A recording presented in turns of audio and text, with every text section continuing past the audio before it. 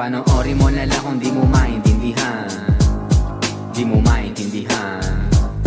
Para maintindihan, lagi tinitindihan. Panoorin mo na lang kung di mo maintindihan. Di mo maintindihan.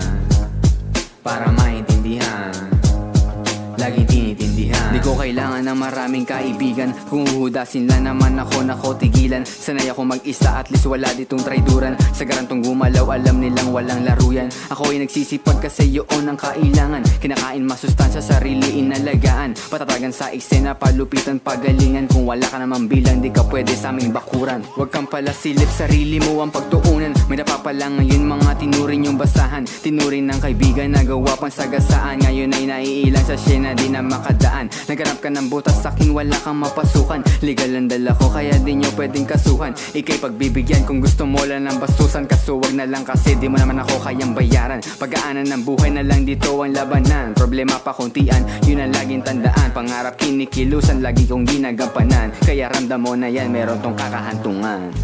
Panoorin mo na lang kung di mo maintindihan. Di mo maintindihan. Para maintindihan, lagi tinitindihan. Panoorin mo na lang kung di mo maintindihan. Di mo maintindihan.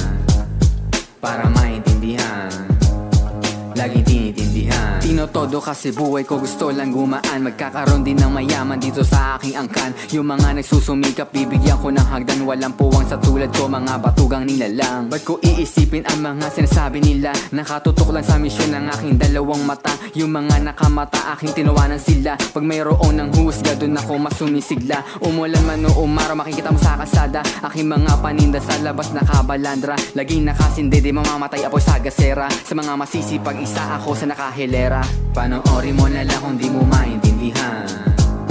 Di mo maintindihan. Para maintindihan, lagi tinitindihan. Panoorin mo na lang kung di mo maintindihan. Di mo maintindihan.